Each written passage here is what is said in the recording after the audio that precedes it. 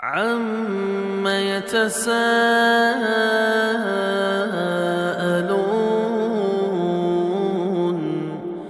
عَنِ النَّبَإِ الْعَظِيمِ الَّذِي هُمْ فِيهِ مُخْتَلِفُونَ كَلَّا سَيَعْلَمُونَ ثُمَّ كَلَّا سَيَعْلَمُونَ. அல்லாஹு ரப்புல் ஆலமீன் இந்த உலகத்திலே நம்மை படைத்து வாழ வைப்பதற்குரிய ஒரு அடிப்படையான காரணம்தான் நம்மில் அழகிய செயல்களுக்குரியவர்கள் யார் என்பதை பரிசோதனை செய்து பார்ப்பதற்காக.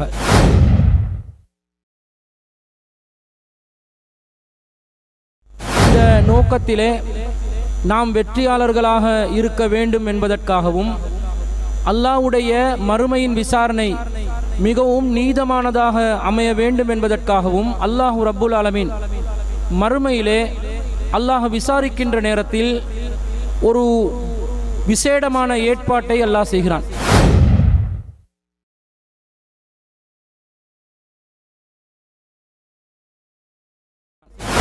பொதுவாக இந்த உலகம் முழுவதும் அழிக்கப்பட்ட பிறகு, முழு பிரபஞ்சமும் அழிக்கப்பட்ட பிறகு மனிதர்கள் மீண்டும் எழுப்பப்படுகின்ற நேரத்திலே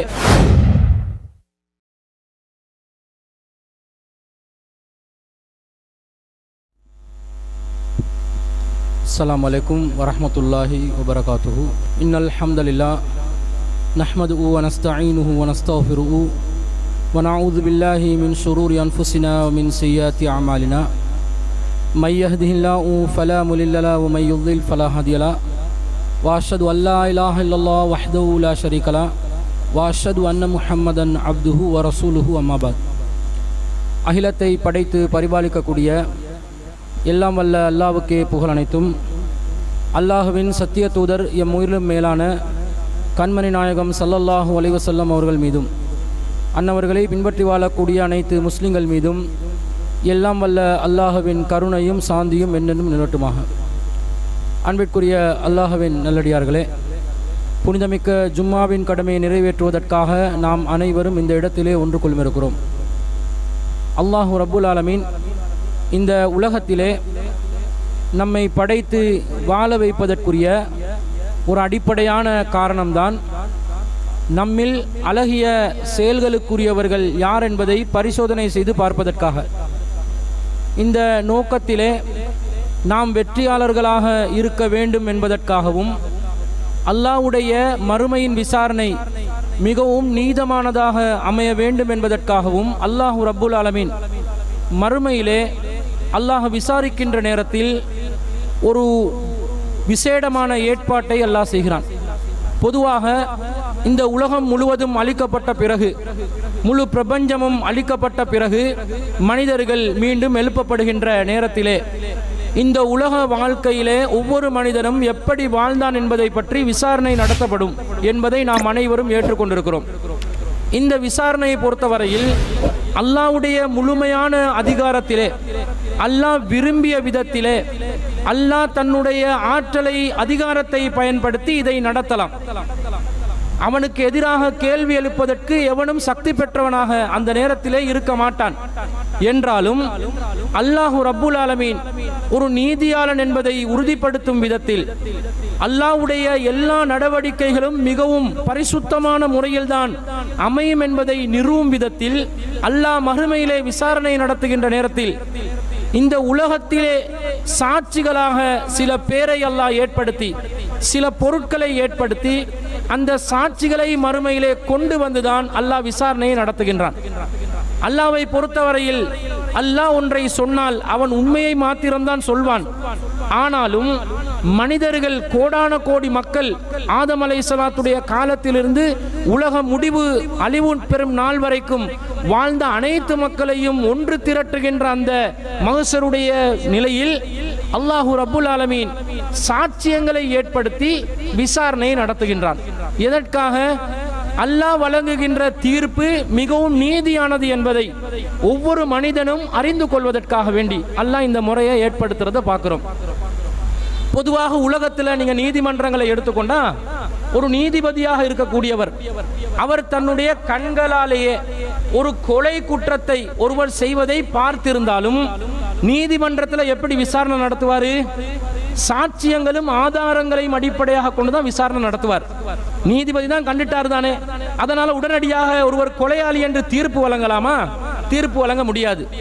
மனிதர்கள் ஏற்படுத்தி இருக்கக்கூடிய இந்த உலக நீதிமன்றங்கள்ல கூட சட்டம் ஒரு இடத்துல இருந்து சாட்சியங்கள் இன்னொரு இடத்துல இருந்து இரண்டும் பொது வெளியில் மக்கள் மன்றத்திலே விசாரணை நடத்தப்பட்ட பிறகுதான் தண்டனை வழங்கப்பட வேண்டும் என்ற ஒரு நியாயத்தை மனிதன் வைத்திருக்கின்ற நேரத்தில் இந்த மனிதனை படைத்த இறைவன் அந்த நியாயத்தை மேற்கொள்ள மாட்டானா?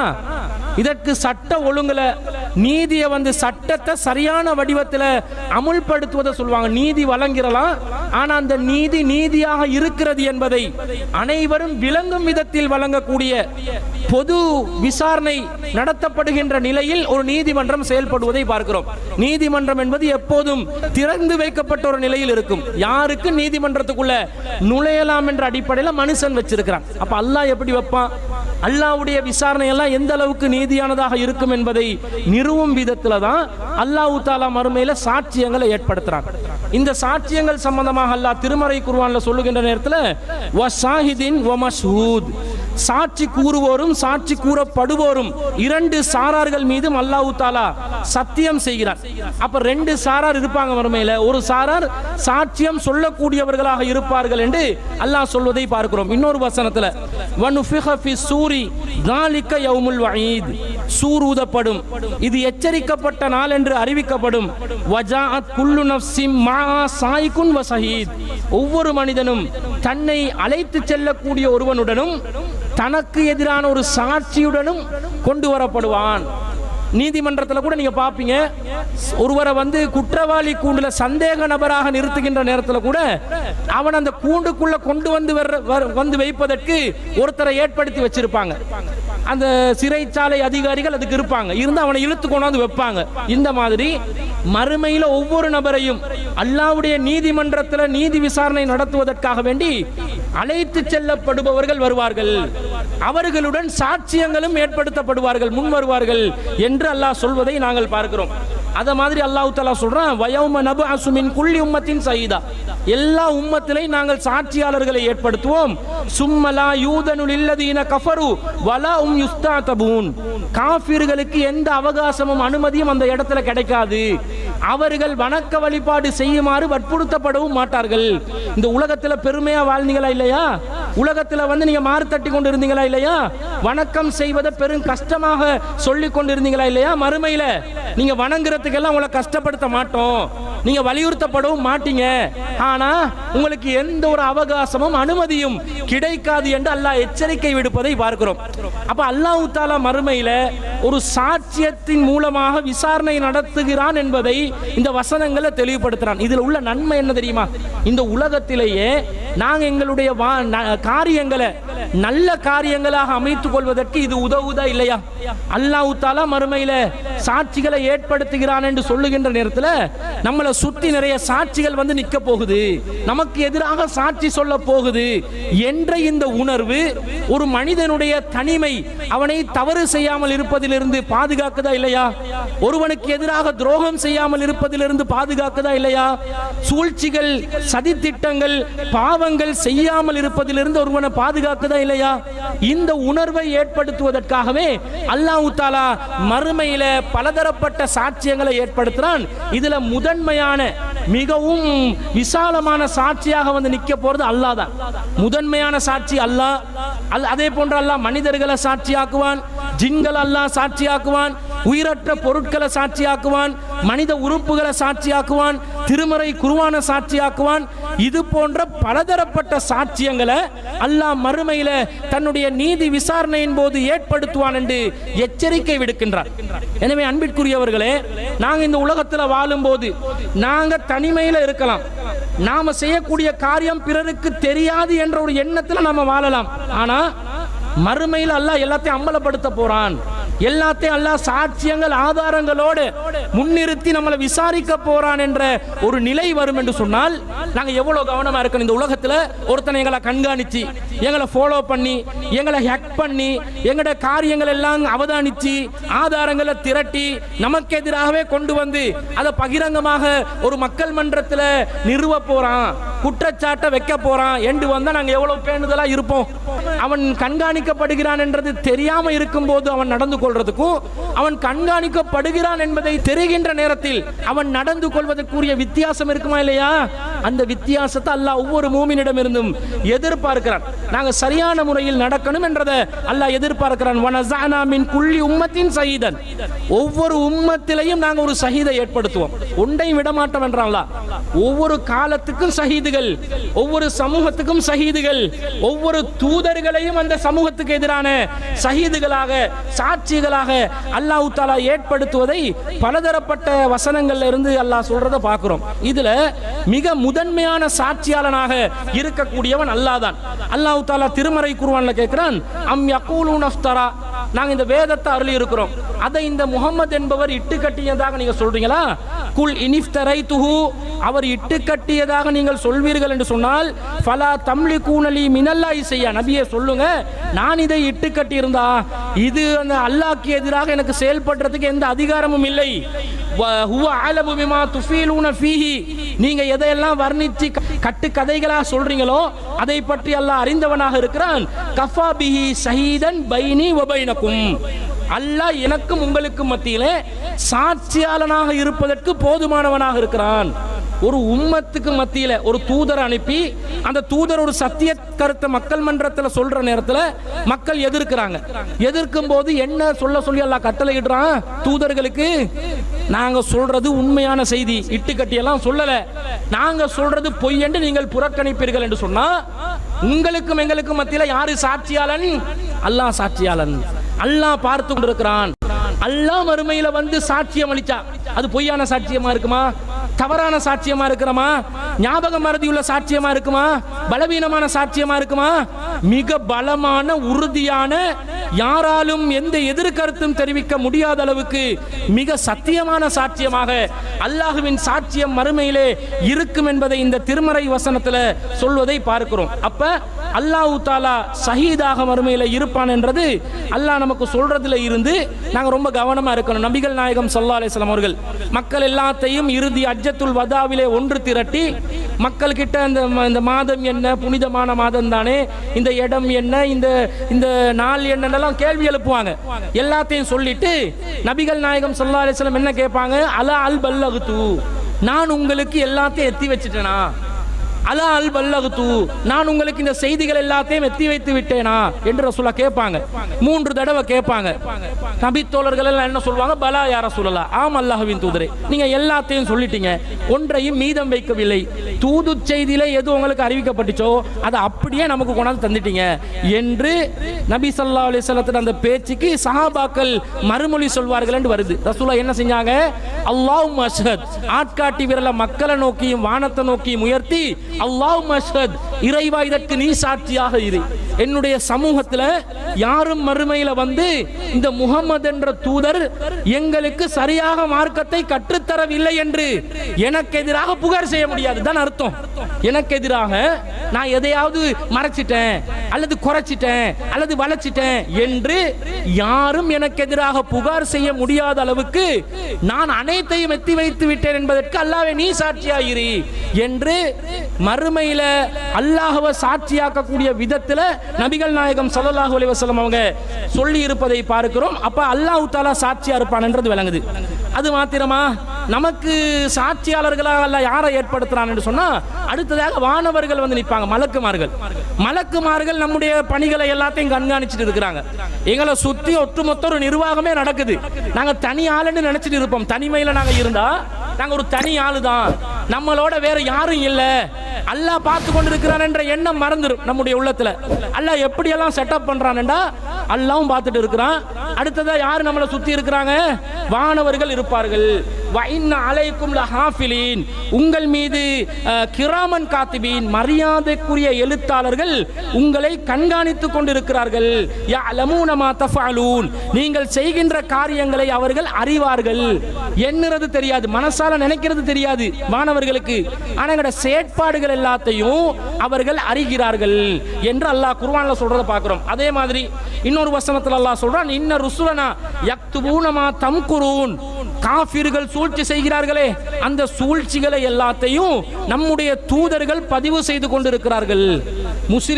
முஸ்லிம்களை அல்லாஹ் கண்காணிக்கிறான், காஃபிர்களை அல்லாஹ் கண்காணிக்கிறான், வானவர்கள் பதிவு செய்து கொண்டிருக்கிறார்கள் என்ற செய்தியை அல்லாஹ் சொல்றான். இன்னொரு வசனத்துல, இது யத்தலக்கல் முத்தலக்கியானி அனில் யமீனி வ அனிஸ் ஷிமாலி கயீத், வலது புறத்திலும் இடது புறத்திலும் இரண்டு எழுத்தாளர்கள் எழுதி கொண்டிருப்பார்கள். மா யல்ஃபிலு மின் கௌலின் இல்லா லதைஹி ரகீபுன் அதீத், அவங்க என்ன சொல்லை சொன்னாலும், மனசுல நினைக்கிறதெல்லாம் அவங்க எழுத மாட்டாங்க, ஆனா என்ன சொல்லை சொன்னாலும் கண்காணித்துக் கொண்டு நீதியாக எழுதக்கூடிய எழுத்தாளர்கள் அதை பதிவு செய்து கொண்டிருக்கிறார்கள் என்று அல்லாஹ் சொல்றான். இப்ப வானவர்கள் வலது புறத்திலையும் இடது புறத்திலையும் இருந்து நம்மளை கண்காணிச்சுட்டு நாங்க செய்யற ஒவ்வொரு செயற்பாட்டையும் எழுதி கொண்டு இருக்கிறானா இல்லையா? அப்ப எவ்வளவு கவனமா இருக்கணும். நீங்க தனிமையில இருக்கிறீங்கன்னு அர்த்தமா? உங்களோட பக்கத்துல 2 வானவர்கள் குறைந்தபட்சம் இருக்கிறார்களா இல்லையா? அப்ப அந்த கண்காணிப்பு எந்த அளவுக்கு நடக்குது? இவங்க மறுமையில வந்து சாட்சிகளாக வந்து நிற்பார்கள் என்ற அந்த எண்ணம், நம்பிக்கை நம்முடைய உள்ளத்துல ஆழமாக பதிய வேண்டும் என்பதை நாங்க விளங்கிக் கொள்ளணும். அப்ப நபிகள் நாயகம் ஸல்லல்லாஹு அலைஹி வஸல்லம் அவர்கள் இதைத்தான் நமக்கு பல விதத்துல வலியுறுத்துறாங்க. ஒருவன் மறுமையிலே விசாரணைக்காக அழைத்து வரப்படுவான். அவனுக்கு எதிராக கிட்டத்தட்ட 99 ஏடுகள் கொண்டு வந்து நிறுத்தப்படும். ரசூலா சொல்றாங்க, ஃபயன்சுரு அலைஹி, அவனுக்கு எதிராக விரிக்கப்படும் 99 சிஜில்லன், 99 ஏடுகள் அவனுக்கு எதிராக விரிக்கப்படும். அவன் வந்து பயந்துருவான். எல்லாத்தையுமே இந்த ஏடுகள்ல பதிவு செய்யப்பட்டிருக்கும். மலக்குமார்கள் கண்காணிக்கிறாங்களா? அடுத்தது அந்த மலக்குமார்கள் பதிவு செய்த ஏடுகள் இருக்குதே, அதுகள் இருக்கும். வந்து அந்த ஏடுகளை பார்த்தோன்னே இவன் கதி கலங்கிடுவான். நம்மட கதை முடிஞ்சிருச்சு, நமக்கு என்னமே தப்பிக்கிறதுக்கு வழி கிடைக்காது. அவன் வந்து பயந்து கொண்டு இருப்பான். அதே நேரத்தில் இன்னொரு சிறிய ஏடு இருக்கும். அல்லாஹ் இந்த விசாரணையில அந்த 99 ஏடுகளையும் அல்லாஹ் தஆலா ஒரு தட்டுலையும் சிறிய ஒரு ஏட்டை இன்னொரு தட்டுலையும் வச்சா அந்த சிறிய ஏடு ரொம்ப கனமானதாக இருக்கும் என்று நபிகள் நாயகம் ஸல்லல்லாஹு அலைஹி வஸல்லம் சொல்றாங்க. ஏன் தெரியுமா? அந்த சிறிய ஏட்ல இவன் அஷ்ஹது அல்லா இலாஹ இல்லல்லாஹ் வ அஷ்ஹது அன்ன முஹம்மதர் ரசூலுல்லாஹ் என்று சொல்லி இருக்கிறான். கலிமாவை சாட்சியம் சொல்லி இருக்கிறான். இந்த உலகத்துல இவன் அல்லாஹ்க்கு சாட்சியம் சொன்னதனால அல்லாஹ் தஆலா அதை பலமாக்கி அவனுடைய தவறுகள் எழுதப்பட்ட பட்டியல்கள் எல்லாத்தையும் பலவீனமாக்கி அந்த ஏடுகளுடைய கனத்தை குறைச்சி அல்லாஹ் அந்த கலிமாவுடைய கொள்கையின் முழக்கத்துடைய அந்த ஏட்டை பலமானதாக ஆக்குகிறான் என்ற செய்தியை பார்க்கிறோம். இதுல இருந்து என்ன விளங்குது? ஷிர்க் செய்யாத நிலையில பாவம் ஒருத்தன் செய்யறான்னு வைங்க, பூமி நிறைய பாவம் செஞ்சு வந்தாலும் அல்லாஹ் மன்னிப்பான். ஷிர்க்ல விழுந்துடக்கூடாது. அதுக்காக இது வந்து பாவம் செய்யறதுக்கு ஒட்டுமொத்தமான ப்ரீ லைசன் வழங்கப்பட்டதா நினைக்க கூடாது. அல்லாஹ் நாடினாதான் இந்த நிலை. அல்லாஹ் வந்து உன்னை நரகத்துக்கு நிரந்தரமா அனுப்ப கூடாது. தண்டிச்சு உன்னை வந்து கொஞ்ச நாளைக்கு நரகத்துல போட்டு தண்டிச்சு நான் பிறகு சொர்க்கத்துக்கு அனுப்புவேன் என்று அல்லாஹ் முடிவெடுத்தா அது அல்லாஹ்வுடைய அதிகாரத்தில் உள்ளது. ஆனா இதுல இருந்து விளங்குது என்ன? 99 புத்தகங்கள் ஒரு மனுஷனுக்கு எதிராக விரிக்கப்படும் என்றா அவன் கேட்பானா, மனிதன் கேட்பானா மறுமையில, மா ஹாதல் கிதாப், இது என்ன இது ஏடு? லா யுகாதிரு ஸகீரத்தன் வலா கபீரத்தன் இல்லா அஹ்ஸாஹா, ஒரு சின்னதையும் விட்டு வைக்கல, பெருசையும் விட்டு வைக்கல, எல்லாத்தையும் பதிவு செஞ்சு வச்சிருக்கிறதே. மாட்டிக்கொள்வோமே, இப்படி இருந்தா எப்படி தப்பிச்சு கொள்றது? எப்படிப்பட்ட ஒரு சூப்பர்விஷன் நடக்குதுன்னு பாருங்க. எவ்வளவு ஒரு பெரிய ஒரு அப்சர்வேஷன் நடக்குதுன்னு பாருங்க. எவ்வளவு பெரிய ஒரு கண்காணிப்பு, எவ்வளவு பெரிய ஒரு பதிவு இந்த மனிதர்களுக்கு எதிராக நடக்குது என்றதை பாருங்க. இதெல்லாம் நம்மளை எதுக்கு வந்து எங்களை பக்குவப்படுத்தணும் தெரியுமா? அல்லாஹ்வை பயந்து நாங்க வாழணும், அல்லாஹ்க்கு எதிரான செயற்பாடுகள்ல நாங்க இருக்கக்கூடாது என்பதை உறுதிப்படுத்தக்கூடியதாக இதை நம்மளை ஆக்கணும். அது மட்டுமா, சக மனிதர்கள் நமக்கு எதிராக வந்து சாட்சி சொல்லுவாங்க. நம்மளோட கூட பழகினவங்க இருப்பாங்க, அவங்களே வந்து நமக்கு எதிராக வந்து என்ன செய்வாங்க? மறுமையில இவன் எல்லாம் இருந்தான் தான், இப்படிதான் இருந்தான் என்று அவனை தப்பிச்சு கொள்றதுக்காக வேண்டி அடுத்தவனை உடனடியாக குறை சொல்லி குற்றச்சாட்டுகள் முன்வைக்கக்கூடிய நிலைகள் வரலாம். அல்லாஹ் குர்ஆன்ல சொல்றான், வஷஹிது அலா அன்ஃபுஸிஹிம் அன்னஹும் கானூ காஃபிரூன். ஒருத்தன் அல்லாஹ்வை மறுத்து இருப்பான், இன்னொருத்தன் வந்து சொல்லுவான், நான் மறுத்தேன், இவனும் மறுத்தான். அவனையும் போட்டு கொடுத்துருவான். நானும் தான் அல்லாஹ்வை மறுத்தேன், இவனும் தான் மறுத்தான், இவனும் தான் மறுத்தான், இவனும் தான் மறுத்தான். நாங்கள் காபிர்களாக இருந்து விட்டோம் என்று அவர்களுக்கு எதிராக அவர்களே சாட்சியம் சொல்லிக் கொள்வார்கள் என்று அல்லாஹ் சொல்றான். என்றா என்ன விளங்குது? இது இந்த கொள்கை விஷயத்துல சாட்சியம் சொல்றது மட்டும் வருமா? பாவங்கள் விஷயத்துல வராதா? ஒரு மனுஷனுக்கு எதிராக வந்து நிக்க மாட்டானா என்றதை நாங்க சிந்திக்க கடமைப்பட்டிருக்கின்றோம். அல்லாஹ் இன்னொரு வசனத்துல குர்ஆன்ல சொல்றான், அல்லாஹ் தஆலா ஆரம்பத்திலேயே மனித குலத்தை படைக்கிற நேரத்துல ஆதம் அலைஹிஸ்ஸலாத்துடைய முதுகு தண்டுல ஒட்டுமொத்த சந்ததிகளையும் அல்லாஹ் சுமக்க வைப்பான். அந்த சுமக்க வச்சு அதிலிருந்து அல்லாஹ் தஆலா ஒரு ஃபார்மாலிட்டியாக மனித இனத்தை வெளிப்படுத்தி அல்லாஹ் அந்த மனிதர்களிடம் கேட்பான், அலஸ்து பி ரப்பிக்கும், நான் உங்களுடைய இறைவன் இல்லையா என்று அல்லாஹ் ஒரு கேள்வியை கேட்பான். கேட்டு இருக்கிறான். அதாவது இந்த உலகத்துல மனிதனை படைக்கிறதுக்கு முன்னாடியே ஆதம் அலைஹிஸ்ஸலாத்துடைய முதுகு தண்டிலிருந்து சாம்பலாக அல்லாஹ் மொத்த மனித இனத்தையும் முன்கூட்டியே வெளியே எடுத்து அனைவருக்கும் முன்னாடி அல்லாஹ் காட்சி அளித்து அல்லாஹ் என்ன கேட்டிருக்கிறான்? அலஸ்து பி ரப்பிக்கும், நான் உங்களுடைய இறைவன் இல்லையான்னு அல்லாஹ் கேட்க, காலு பலா ஷஹீதுனா அன் தகூலு யௌமல் கியாமத்தி இன்னா குன்னா அன் ஹாதா காஃபிலின். ஆமா, நாங்க சாட்சியம் சொல்றோம். ஏன் இதை ஏற்படுத்தினேன் தெரியுமா? அல்லாஹ் சொல்றான், மறுமையில இதை பத்தி எங்களுக்கு தெரியாது என்று இவர்கள் சொல்லக்கூடாது என்பதற்காக. அவு தகூலு இன்னமா அஸ்ரக ஆபாஹுனா மின் கபில், எங்களுடைய மூதாதையர்கள், எங்களுடைய வாப்பாமார்கள், எங்களுடைய முன் சென்ற சமூகம் அல்லாஹ்க்கு இணை கற்பித்துக் கொண்டு இருந்தார்கள். வகுன்னா துர்ரியத்தம் மின் பாதிஹிம், அவர்களுக்கு பிறகு வந்த ஒரு சமுதாயமாக நாங்க இருந்தோம். அஃப துஹ்லிகுனா பிமா ஃபஅலல் முப்திலூன், எங்கள்ல வீணா போனவங்க செஞ்ச செயலை பின்பற்றி தானே நாங்க செஞ்சோம். அந்த வீணா போனவங்களோட செயலுக்காக நம்மளை தண்டிப்பியா என்று அல்லாஹ் கிட்ட நீங்க சொல்லாம இருக்கணும் பாருங்க. அதுக்காக முன்கூட்டியே நான் உங்களுடைய இறைவனா இல்லையான்னு உங்களுக்கு காட்சி அளித்து நான் கேட்டிருக்கிறேன், நீங்க சாட்சி சொல்லி இருக்கிறீங்க. அப்ப எல்லாமே நாங்க என்ன சொல்லி இருக்கிறோம்? அல்லாஹ் தான் இறைவன் என்று சாட்சியம் சொல்லி வந்திருக்கிறோம். அப்ப இதை விட ஒரு சாட்சியம் வேணுமா? நமக்கு எதிராக நாமளே மறுமையில சாட்சியமா இருப்போமா இல்லையா? இது நமக்கு மறந்துருச்சு. என்ற ஒரு உலக வாழ்க்கையில இருந்து இன்னொரு உலக வாழ்க்கைக்கு நாங்க மாறும்போது, டிரான்ஸ்ஃபார்ம் ஆகும்போது முன் சென்ற வாழ்க்கையில் உள்ள ஞாபகங்கள் மறந்துடும். அப்படித்தானே? நாங்க கருவறையில இருந்தோம், அந்த வாழ்க்கை யாருக்காவது ஞாபகம் இருக்குதா? முதலாம் திகதி நான் எப்படி உருவெடுத்தேன், எனக்கு உயிர் ஊதப்பட்ட நாள்ல இருந்து நான் எப்படி இருந்தேன், கருவறையின் வடிவம் என்ன, யாருக்காவது ஞாபகத்தில் சொல்லலாமா? சொல்ல முடியாது. ஆனா உயிர் வாழ்ந்தோமா இல்லையா? வாழ்ந்தோம். அப்ப வெளி உலகத்துக்கு வந்த பிறகும் ஆரம்ப சிறு பிரயாணத்துல ஒரு 1.5 வயசு, ஒரு வயசுக்குள்ள உள்ள காலம் நமக்கு ஞாபகம் இருக்குதா? உலகத்திலேயே 1 வயசுக்குள்ள உள்ள வாழ்க்கை எங்களுக்கு ஞாபகத்தில் இல்ல. கொஞ்சம் வயசான உடனே 5 வயசுக்குள்ள உள்ள வாழ்க்கை ஞாபகத்துல இருந்து போயிடும். 10க்குள்ள உள்ளது ஞாபகத்துக்கு 1 2 ஞாபகத்துக்கு வரும். கபருக்குள்ள போன உடனே உலகத்துல வாழ்ந்தது மறந்துடும். எழுப்புவான்ல மறுமையில. எழுப்பினோன்னு கேட்பான், யா வைலனா மம்ப ஆசனா மின் மறுக்கதினா, எங்களுடைய உறக்கத்தலத்திலிருந்து எங்களை எழுப்பியவன் யாருன்னு கேட்க, படுத்துக்கொண்டு இருந்த ஆயா எங்களை யாருடா எழுப்பாட்டினது, டிஸ்டர்ப் பண்ணினது கபர்வாசிகள் கேட்பாங்களாம். கபர்வாசிகள் நான் தூங்கி கொண்டா இருக்கிறாங்க, நல்லடியார்கள் தூங்கி கொண்டு இருக்கிறாங்க, கெட்டவங்க பாவங்களுக்காக தண்டிக்கப்பட்டு கொண்டு இருக்கிறாங்களா இல்லையா? இப்படி எல்லாம் மாறும். அல்லாஹ் இதை சாட்சியாளனாக மனிதர்களை வச்சிருக்கிறான். தங்களுக்கு எதிராகவே மனிதர்கள் சாட்சி சொல்வார்கள் என்றது வருது. எல்லாத்தையும் விட முஹம்மது நபி ஸல்லல்லாஹு அலைஹி வஸல்லம் அவர்களை அல்லாஹ் தஆலா மறுமையில மனித இனத்துக்கு எதிரான சாட்சியாக அல்லாஹ் கொண்டு வருவான். அல்லாஹ் சொல்றான், ஃபகைஃப இதா ஜஅனா மின் குல்லி உம்மத்தின் பிஸஹீதின், எல்லா சமூகத்துக்கு எதிராகவும் அந்தந்த சமூகங்களிலிருந்து சாட்சியாளர் ஒருவரை நான் ஏற்படுத்தி வஜஅனா பிக அலா ஆவுலாஹி ஸைதா, இதோ இந்த இறுதி சமூகம் இருக்கிறார்களே இவர்களுக்கு எதிராக முஹம்மதே உங்களை நாம் சாட்சியாளராக கொண்டு வரும்போது நிலைமை எப்படி இருக்கும் என்று அல்லாஹ் கேட்கிறான். அப்ப எந்த மாதிரி ஒரு நிலை? ரசூல் ஸல்லல்லாஹு அலைஹி வஸல்லம் மறுமையில வந்து என்ன சொல்லுவாங்க? இறுதி மார்க்கமாக, இறுதி தூதராக ஒன்றை கொண்டு வந்தேன், அது அல் குர்ஆன், அதற்கு விளக்க உரையான சுன்னா, இந்த 2ஐ மாத்திரம் தான் பற்றி பிடிக்க சொன்னேன், இதுக்கு மாற்றமானது 50 பேரும் பாவிகள் தான் என்று நபிகள் நாயகம் ஸல்லல்லாஹு அலைஹி வஸல்லம் சொல்வார்களா இல்லையா? அப்ப எவ்வளவு சுண்ணாவை பேணி நடக்கணும். ஒருத்தன் தாடியை வைக்கிறான் இல்ல, எவ்வளவு சொன்னாலும் கேட்கிறான் இல்ல, ஏன்டா தாடியை வைக்கிறீங்கல்ல, சுண்ணா தானே, நன்மை கிடைக்கும் தானே, அது நல்ல முறையுண்டு தானே, உலக காரணங்களை எதையாவது சொல்லி எனக்கு அது பிரச்சனை இது பிரச்சனை, உட தொழிலை வீடு, தொழில் தான் பிரச்சனை, தொழிலை வீடு, நீ எப்படி தாடியை விடலாம் என்றொருத்த எலும்பி சுண்ணா உயிர்ப்பிக்க கூடியவனா நிக்காம சமாளிப்பு சொல்றான் பாருங்க. அவனுக்கெல்லாம் மறுமையில ரசூல்லா வந்து, ஹே உன்னுடைய தலைவனாக உஸ்வத்துன் ஹஸனாவாக நான் இருக்க, இந்த அற்பமான ஒன்றையாவது நீ இதுல எது பண்ணணும்? வளர்ந்தா வெட்டி கொள்றது மட்டும் தான் இருக்குது. அழகா வச்சு கொள்றது மட்டும் தான் இருக்குது. இதை கூட செய்ய துப்பு இல்லாத நீ என்னுடைய உம்மத்தா என்று அல்லாஹ்வின் தூதர் கேட்டாங்கன்னு வைங்க. இப்படி கேட்பதாக ஹதீஸ்ல வரல, கேட்டாங்கன்னு வைங்களே, ஒவ்வொன்றுக்கும் கேட்டாங்கன்னு வைங்களே, என்ன பதில் சொல்வோம்? என்ன பதில் நம்மிடம் இருக்கும்? சிந்திக்க கடமைப்பட்டிருக்கின்றோம். அல்லாஹ் தஆலா நபிகள் நாயகம் ஸல்லல்லாஹு அலைஹி வஸல்லம் அவங்களை ஷஹீதாக கொண்டு வருவார்கள் என்ற செய்தியை பார்க்கிறோம். அபூ தாலிப் அவர்கள் மரண தருவாயில் இருக்கிற நேரத்தில் ரசூலா போவாங்க.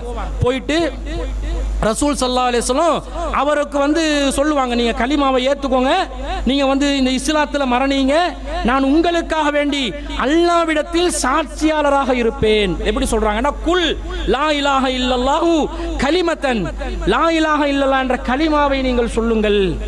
அந்த கலிமாவை நீங்க சொன்னீங்கன்னா அஷ்ஹது லக பிஹா இந்தல்லாஹ், மறுமையிலே அல்லாஹ்விடத்திலே உங்களுக்கான சாட்சியாளராக நான் இருப்பேன் என்று நபி ஸல்லல்லாஹு அலைஹி வஸல்லம் அவர்கள் சொல்வார்கள். ஆனா அவர் கேட்க மாட்டார். அபூ தாலிப் அந்த பழைய மார்க்கத்திலே மரணித்து விடுகிறேன் என்று சொல்லுவாங்க. அதனால அவருக்கு பிரார்த்தனை செய்யுமாறு நபி ஸல்லல்லாஹு அலைஹி வஸல்லம் அவர்கள் அல்லாஹ்விடம் கோரி பிரார்த்தனை செய்ய போறேன் என்று சொன்ன நேரத்தில் அல்லாஹ் அதை தடுத்த செய்தியை பார்க்கிறோம். அப்ப கலிமா சொன்ன ஒவ்வொருவருக்கும் சார்பாக நபிகள் நாயகம் சாட்சியாளராகவும், கலிமாவுக்கு எதிராக நின்றவர்களுக்கு, மார்க்கத்துக்கு எதிராக நின்றவர்களுக்கு எதிரான சாட்சியாளராகவும் நபிகள் நாயகம் ஸல்லல்லாஹு அலைஹி வஸல்லம் அவர்கள் இருப்பார்கள் என்ற செய்தியை நாங்கள் பார்க்கிறோம். ரசூல் ஸல்லல்லாஹு அலைஹி வஸல்லம் அவர்கள் உஹது போர்க்களத்தில் ஷஹீதாக்கப்பட்டவர்களை அடக்கம் செய்கிற நேரத்தில், ஏன்னா ஷஹீதாக்கப்பட்டவர்களுடைய ஆடைகள் அந்த கலஞ்சி கஃனிட்டு குளிப்பாட்டி எல்லாம் அடக்கிறது கிடையாது. அப்படி இருக்கிற ஆடையில என்ன செய்வாங்க? அடக்கம் செஞ்சிருவாங்க. அப்படி அடக்கம் செய்யற நேரத்தில் யஜ்மஉ பைனர் ரஜுலைன், இரண்டு மனிதர்களை ஒன்றோடு ஒன்று வைப்பதற்காக, மின் கத்லா உஹதின் ஃபீ ஸௌபின் வாஹிதின், ஒரே ஆடையில ரெண்டு ஷஹீதுகளை ஒன்றாக வைப்பதற்காக ரசூலுல்லாஹ் ஆரம்பித்தார்கள். அந்த நேரத்தில் கேட்கிறாங்க, சும்ம யகூலு ஐயுஹும் அக்ஸரு அஹ்தன் லில் குர்ஆன், இந்த ரெண்டு பேர்ல குர்ஆனை அதிகமாக பற்றி பிடித்தவர் யார்? கேள்விகள் எல்லாத்தையும் ஞாபகத்தில் வச்சுக்கோங்க. கபருக்குள்ள வைக்கிற நேரத்தில் ஒரே ஆடையில ரெண்டு பேரை வச்சா ஒருத்தர் உடம்பு தானே கீழே படும், இன்னொருத்தர் மேல தானே நிக்கணும். இந்த தரையில வைக்கப்படுற உடம்புக்கு தகுதியானவர் யார் என்று பார்ப்பதற்காக சஹாபாக்கள் என்றாலே தகுதியானவர்கள் தான், சொர்க்கத்துக்கு நற்செய்தி பெற்றவர்கள் தான். அந்த ரெண்டு பேர்லையும் ரசூலுல்லாஹ் என்ன கேட்கிறாங்க தெரியுமா? ஐயுஹும் அக்ஸரு அஹ்தன், யார் இவர்களில் அஹ்தன் லில் குர்ஆன், குர்ஆன் அதிகமாக பற்றி பிடித்தவர் யார் என்று கேட்கிறாங்க. அப்போ ஒருத்தரை காட்டுறாங்க. அந்த நபரை, அந்த சஹாபிய, அந்த ஷஹீத பூமியில தரையிலையும் அவரை விட குறைவாக குர்ஆனை பற்றி பிடித்திருந்த நபி, நம்மளை விட பல 100 மடங்கு குர்ஆனை பற்றி பிடித்திருப்பாங்க. ஆனா அந்த சஹாபியை விட குறைஞ்ச அளவுல பற்றி பிடித்ததனால அவரை மேலையும் வச்சாங்கன்னு வருது. இதெல்லாம் நமக்கு என்ன சொல்லி தருது? இந்த குர்ஆனோட நாம் வாழ்ந்த வாழ்க்கை என்ன? இந்த குர்ஆனை நாங்கள் எந்த அளவுக்கு கடைபிடிக்கிறோம்? இந்த குர்ஆனோடு எந்த அளவுக்கு தொடர்புள்ளவர்களாக இருக்கிறோம்? அதிகமாக குர்ஆனை பற்றி பிடித்தவர் யார் என்று கேட்டு ரசூல் ஸல்லல்லாஹு அலைஹி வஸல்லம் அவர்கள் ஒருவரை வச்சதாக நாங்கள் பார்க்கிறோம். கபர்ல குர்ஆன்ல அல்லாஹ் சொல்றான், இன்ன குர்ஆனல் ஃபஜ்ரி கான மஷூதா, நீங்க ஃபஜர் நேரத்தில் ஓதுற குர்ஆன் இருக்குதே அது மறுமையில உங்களுக்கு சாட்சியம் அளிக்கும் என்று அல்லாஹ் தஆலா குர்ஆன்ல சொல்றான். குர்ஆன் நாங்க தொழுகையில ஓதுவோம், ஆனா ஃபஜ்ர்ல சுபஹ்ல ஓதுற குர்ஆன் இருக்குதே அதுக்கு தனித்துவமான ஒரு இடம் இருக்குது. குறிப்பாக அந்த சஹருடைய நேரம், இறுதி நேரம், சுபவுக்கு நெருக்கமான நேரம், இறைவனை நாங்கள் நெருங்குற நேரம், அல்லாஹ்வுடைய அருள் வளம் பூமிக்கு இறங்குற நேரம், அந்த நேரத்தில் இறைவனிடத்தில் நாங்கள் கரங்களை ஏந்தி நமக்கு தேவையானவற்றை கேட்கும் போதெல்லாம் அல்லாஹ் தஆலா அதை மறுக்க மாட்டான் என்று ரசூலுல்லாஹ் சொல்றாங்க.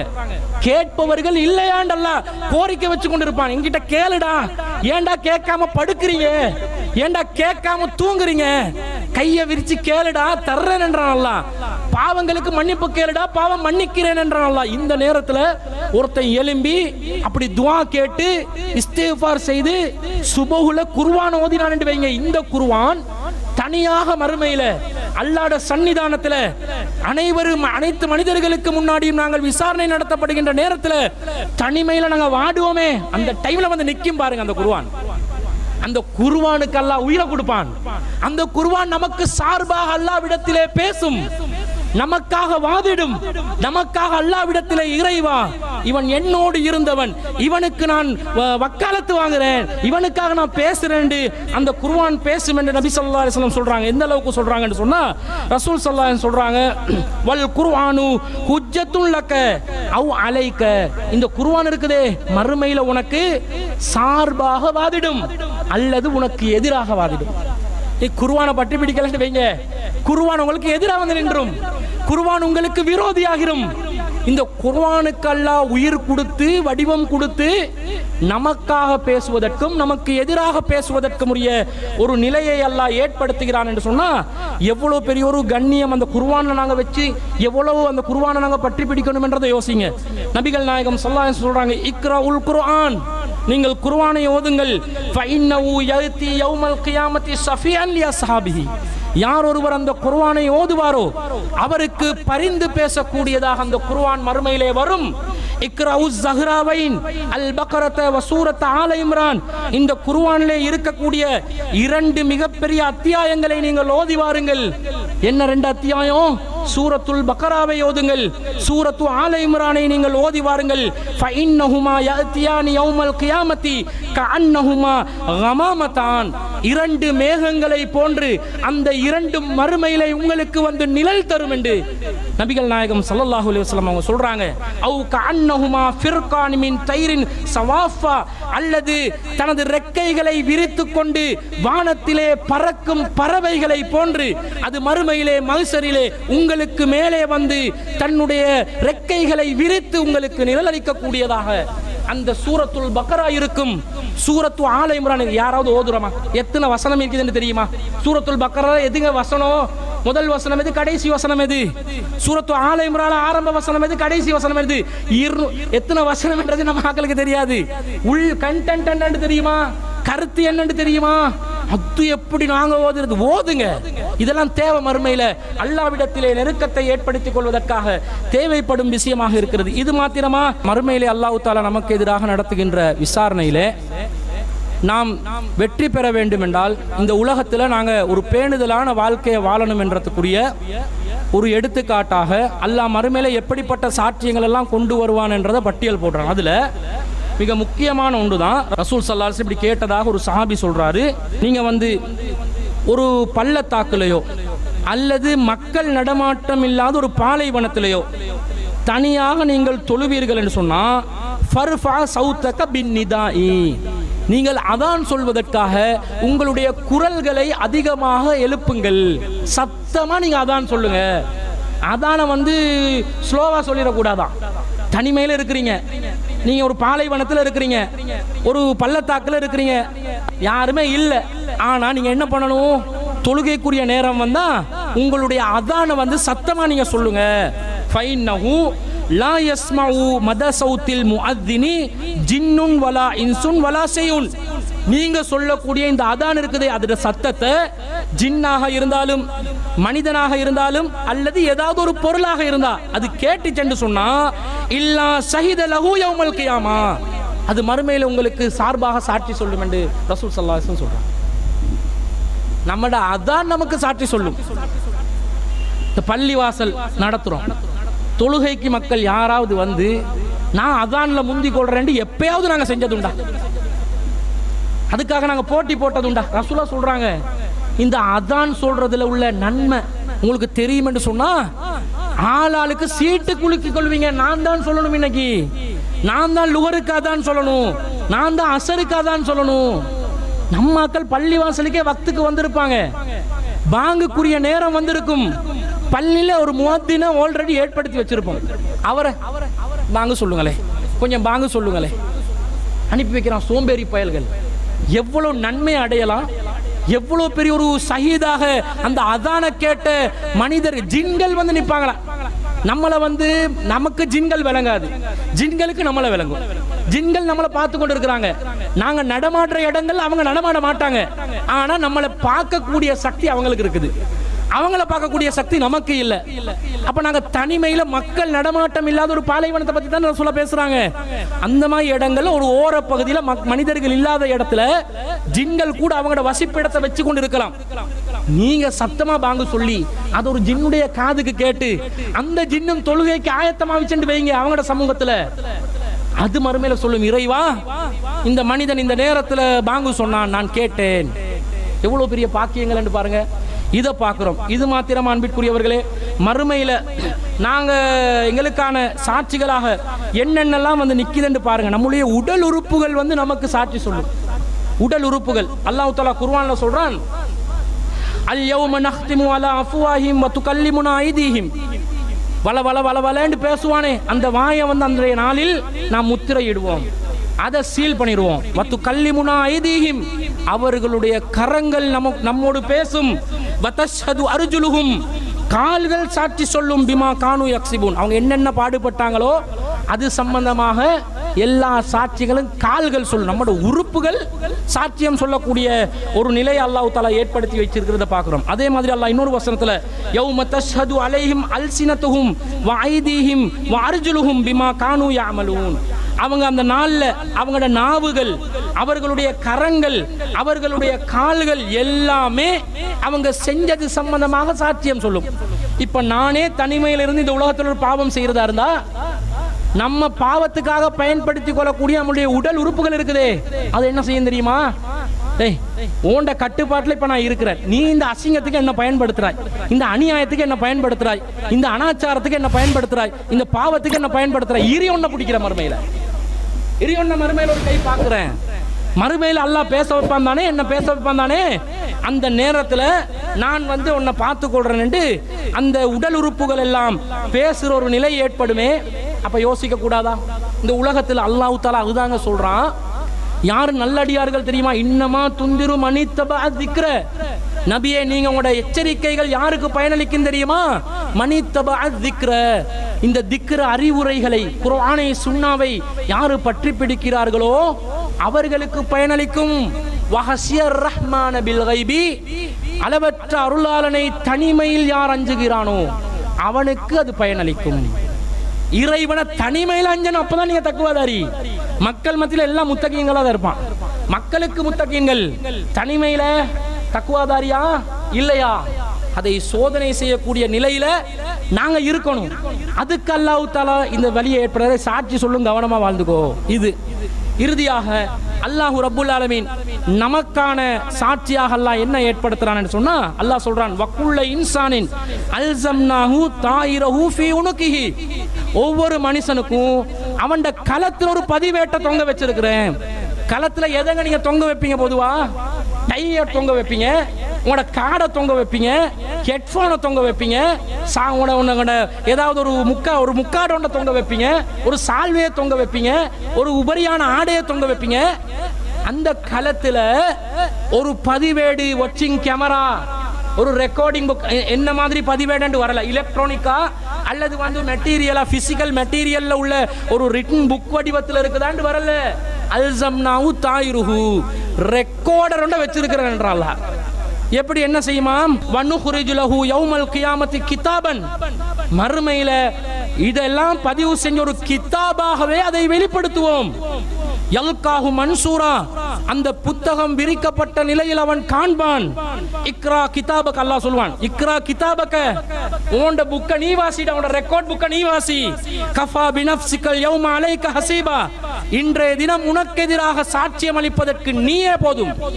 நான் எல்லாம் தீர்ப்பு கொடுக்க தேவையில்லடா, நீ நல்லவனா கெட்டவனா அல்லாஹ் புத்தகத்தை கொடுத்து கேட்பேன். நீ நல்லவனா கெட்டவனா சொல்லு. உலகத்துல கேட்டா நான் நல்லவனா கெட்டவனான்னு எனக்கு தெரியாதுண்டுவான். நீ நல்லவனா கெட்டவனான்னு உலகத்தில் எப்படி குர்ஆன் படி வாழ்றோமா இல்லையா, ஹதீஸ் படி வாழ்றோமா இல்லையா, இதான் நல்லவன் கெட்டவனை தீர்மானிக்கிறது. மறுமையில ரெக்கார்ட் புக்கை கொடுத்து எதிலெல்லாம் மார்க் எடுத்திருக்கிறோம், எதிலெல்லாம் ஃபெயில் ஆகியிருக்கிறோம் எல்லாமே தெரியக்கூடிய விதத்தில் அந்த கிதாபும் ஒரு புத்தக வடிவத்தில் உள்ள கிதாபா, அல்லது நாங்க எதிர்பார்த்திராத டெக்னாலஜில ஹைடெக்ல வந்து ஒரு நானோ டெக்னாலஜில முன்னுக்கு வந்து நிக்க போற ஏடான்னு தெரியல. ஆனா வாசிக்க போறோம், பார்க்க போறோம். விரிக்கப்பட்ட நிலையில் அந்த கிதாப் இருக்க போகுது. நாங்களே வாசிச்சு நமக்கு எதிராக நாங்களே தீர்ப்பளிக்கக்கூடிய நிலைக்கு சாட்சியங்கள் அல்லாஹ் ஏற்படுத்துறான். அன்பிற்குரியவர்களே, இதுல நீங்களும் தப்பிக்க முடியாது, நானும் தப்பிக்க முடியாது, எங்கேயும் ஓடவும் முடியாது, ஒளியவும் முடியாது. அல்லாஹ்வுடைய சன்னிதானத்தில் நீதியான அரசனுக்கு முன்னால் அனைவரும் விசாரிக்கப்படுகின்ற அந்த நாளுக்கு பயந்து, அல்லாஹ்வுடைய தண்டனைகளுக்கு அஞ்சி, அல்லாஹ் தண்டனையாக வழங்கவிருக்கின்ற அந்த நரக நெருப்பை அஞ்சி நாங்கள் பரிசுத்தமான ஒரு வாழ்க்கையை இந்த உலக வாழ்க்கையிலே நமக்கு உரியதாக ஆக்கிக் கொள்ள வேண்டும். அந்த பரிசுத்தமான வாழ்க்கை திருக்குர்ஆனில் இருக்கிறது, நபிகளாரின் சுன்னாவில் இருக்கிறது. அந்த இரண்டில் ஒரு மனிதன் மனிதனாக வாழ்வதற்கு என்ன வழிகாட்டப்பட்டிருக்கிறதோ அவற்றை நாங்கள் பற்றி பிடித்து நம்முடைய வாழ்க்கையில அவற்றை நாம் கடைபிடித்து வாழ்ந்தோம் என்றால் ரொம்ப மண்டையை போட்டு அலட்டி கொள்ள வேண்டிய அவசியமும் இல்லை. அல்லாஹ்க்கு அஞ்சியவர்களாக நாங்கள் வாழ்ந்து மௌத்தா போனோம் என்று அர்த்தம். அந்த நிலையில வாழ்ந்து மரணிப்பதற்கு வல்ல ரஹ்மான் நம் அனைவருக்கும் அருள் புரிவானாக என்று கூறிக்கொண்டு விடை பெறுகிறேன். வாஹிரு தாவானா அல்ஹம்துலில்லாஹி ரப்பில் ஆலமீன்.